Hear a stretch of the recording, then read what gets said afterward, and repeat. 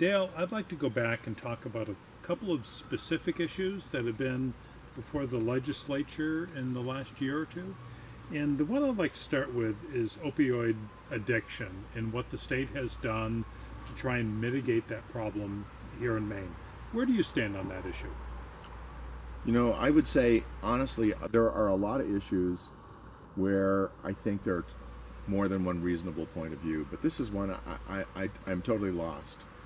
We have a drug called Narcan that can save the life of somebody who has overdosed on opioids. I've talked to emergency personnel who have injected Narcan in someone who has taken an overdose and saved their life. So we have a medication to save lives, and the proposal of the legislature was to make that medication more broadly available. The reaction that, and maybe I'm being unfair, but it seems to me a lot of the reaction has been, they're gonna die anyway, so why bother? And as a leader, as a public official and a leader, to write off anybody's life, the importance of anybody's son or daughter or brother or sister, it bothers me a lot. This one I take pretty personally. It's the solution is relatively simple. We know what the solution is. The police departments, the emergency service providers are in agreement. The medical profession's in agreement. We know what to do. The votes against making Narcan broadly available just mystify me. I think I don't understand it. Usually I often understand other people's point of view. I don't understand that one. Let's move on to another issue, one that's on the top of everybody's mind, property tax relief.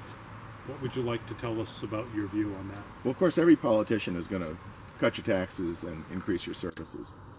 But I do think that talking to people as you go door to door, especially a lot of our seniors in this community, they really feel like they're being pushed out of their homes. They're being driven out by property taxes. Now, fortunately, we have a town and a town council that is on this issue. And, you know, as you know, John, through the Aging in Place Committee, we've worked with the town to put a modest program in place to give a little bit of relief on property taxes.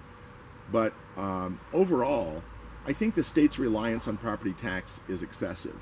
There are a few things that are coming along that I think have the opportunity to help us there, and others to hurt us.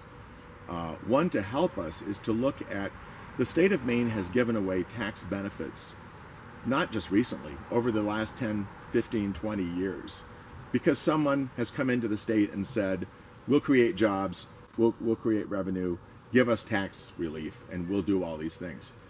And the legislature has no mechanism for going back and looking to see whether we ever got any of those benefits. In many cases, we got none of them. So that's lost revenue that we could use to offset property taxes.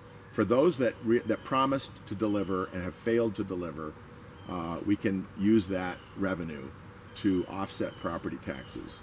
There's also a proposal, as you know, a referendum proposal to fully fund the 55% commitment to education. That would provide the opportunity for communities, in many instances, to reduce some of the property tax burden.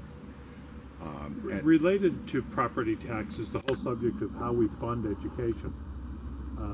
Is there more you could share about that?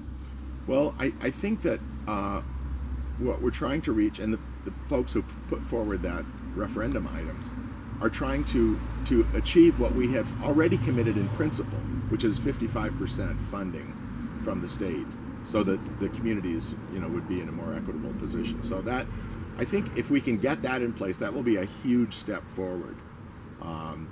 But I think that this issue of property tax relief is an issue that is going to bear a lot of thought in the next legislative session, because I hear it so often, and I actually know of people. We have citizens in this town, and that you know and I know, who are leaving because they can't afford their property tax. I mean, it hurts me to think that someone who's built a life here in this community, who knows people, who know their neighbors and have connections here, are going to lose that opportunity to grow old among their familiar settings. So I feel that's a huge issue that we need to tackle.